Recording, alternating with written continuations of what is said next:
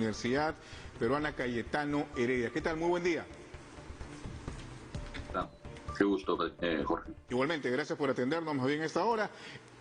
Para comentar este anuncio que se ha formulado desde el Ministerio de Salud sobre la presencia de una variante del COVID-19, ¿no? La variante Delta Plus, que se ha identificado precisamente en la zona de Ate. ¿Qué características tiene esta variante de la COVID-19, señor Lescano? Sí, bueno, es un sublinaje de la variante Delta.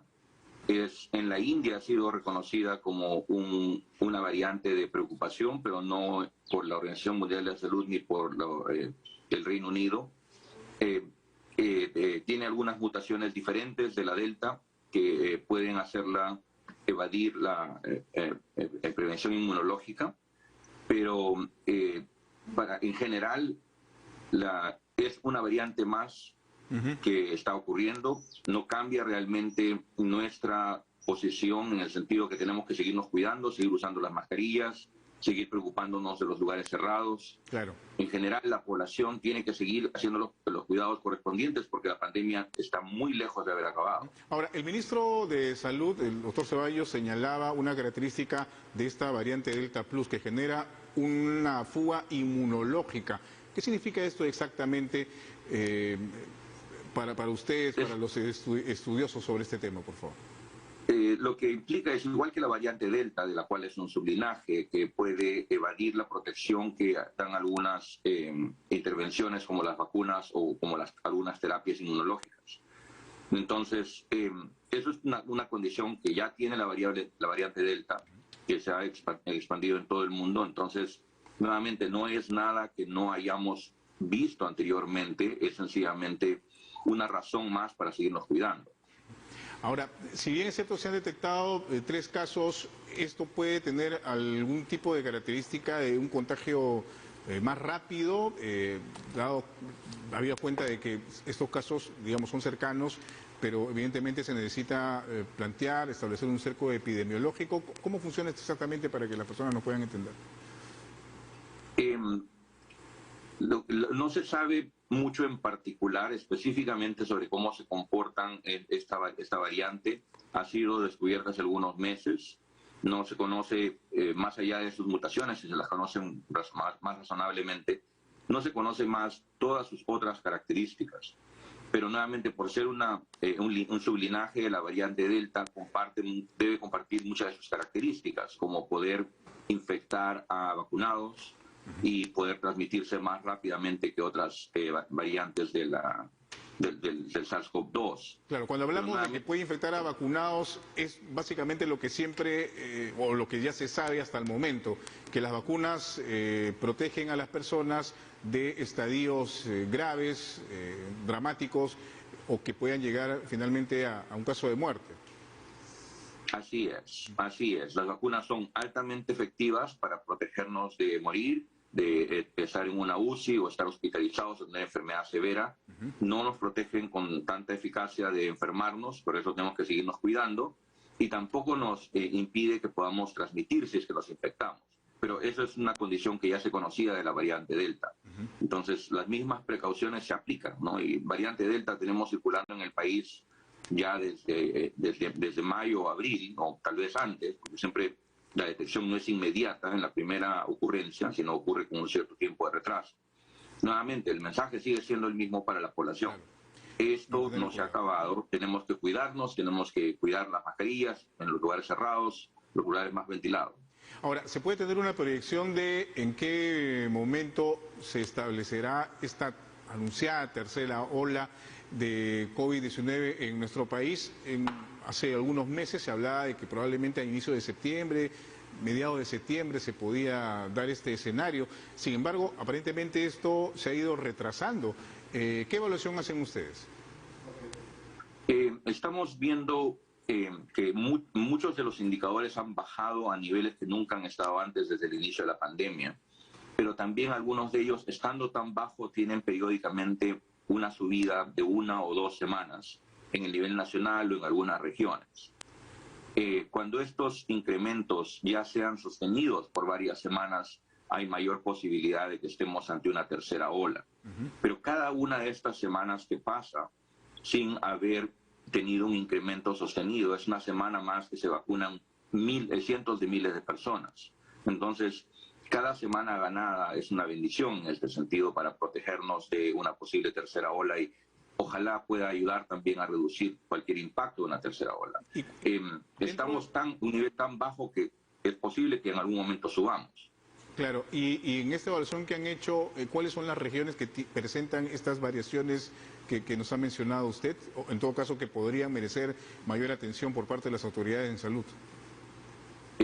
Tenemos Lima metropolitana, que ha subido hasta la semana pasada, había subido los casos por 2 semanas, y esta semana no parece que va a subir más, parece que se va a mantener un valor bien alto. Tenemos a Junín, que había subido también, Amazonas, Piura y Ica habían subido 2 semanas, amenazaban con subir, pero parece que ya no suben más. Pero nuevamente son subidas de corta duración, ¿no? Hay que ver también de dónde vienen los datos, si ya están completos, porque toda la información toma un poquito para que llegue absolutamente toda la información a las bases de datos públicos. Entonces, hay que analizar con mucho cuidado. No se puede analizar los lunes, la semana que acabó el sábado, porque esos datos continúan llegando a lo largo de toda la semana. Hay que proyectarlos, conocer realmente la conducta de esta información. A estas alturas, ya las autoridades del Ministerio de Salud, los especialistas deberían estar evaluando si es factible, si es pertinente la aplicación de una tercera dosis, o usted, por ejemplo, considera que esto todavía debería mantenerse por lo menos en evaluación, posteriormente. ¿Cómo lo ven ustedes?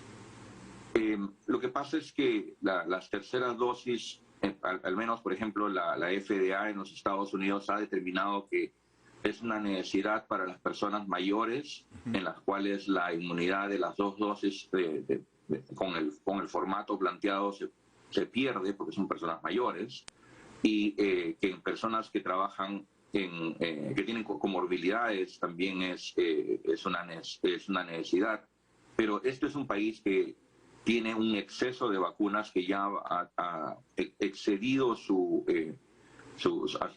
disponibilidad de vacunas, ha superado la demanda hace ya bastante tiempo, y ellos tienen un extra. Perú no ha llegado a vacunar a toda su población. Tenemos los menores de 18 años que todavía no han sido comenzados a vacunar en forma masiva. Estamos todavía en los 20 en la mayoría del país. No tenemos una cobertura de vacunación muy alta. Entonces, pensar en una tercera dosis en este momento es un poco complicado, tener una fracción tan grande de la población sin vacunarse. Claro. Pero eventualmente me imagino que igual que en Estados Unidos, va a priorizarse ciertos grupos particulares con condiciones de mayor vulnerabilidad que tal vez requieran la vacuna, la tercera dosis, en el futuro cercano. Ahora, se ha anunciado que se ha llegado, por lo menos hasta este momento, a un poco más de 10 millones de personas vacunadas con 2 dosis, ¿no? Y se han implementado algunas otras acciones por parte del Ministerio de Salud, por ejemplo, la vacunación en casa por casa, incluso están yendo algunos puntos de embarque de la línea 1 del Metro de Lima. ¿Cómo evalúa usted este tipo de acciones por parte de las autoridades? ¿Son convenientes? ¿Podrían mejorarse? ¿Qué debería afinarse en ese sentido para acelerar el proceso de vacunación? Bueno, absolutamente todo es perfectible, pero el avance de la vacunación en el país y la respuesta de la población ha sido muy buena. Tiene que seguir mejorando la población, tiene que apoyar esto también, tiene que comprometerse, particularmente los grupos más jóvenes que tal vez se perciben en menos riesgo. El Ministerio de Salud tiene en este momento suficiente dotación de vacunas para continuar expandiendo y que octubre sea un mes muy positivo en términos de cubrir brechas de los grupos etarios que ya han comenzado a vacunarse y que todavía no se alcanza los niveles altos como de 30 años en adelante, de 20 años en adelante. Pero hay un gran volumen de población que todavía no ha recibido las primeras dosis y esa tal vez deba ser la prioridad. Los otros grupos, es bueno estas estrategias que llegan a gran cantidad de personas para cubrir dosis en las cuales no se puede llegar con las estrategias tradicionales. Es muy importante combinar estrategias, y es muy importante también tener una campaña de comunicación para hablarle a los diferentes grupos de personas no vacunadas, porque no es un solo grupo. Hay personas que no se vacunan por diferentes razones y hay que conversar con ellos para explicarles, para responder a sus preocupaciones y para mostrarles el altísimo valor de la vacunación para ellos individualmente, para sus familias y para todos como sociedad. Muy bien, muchísimas gracias por haber conversado con nosotros, muy amable, que tenga buen día. Gracias. A ustedes. Doctor Wilson Lescano, epidemiólogo de la Universidad Peruana.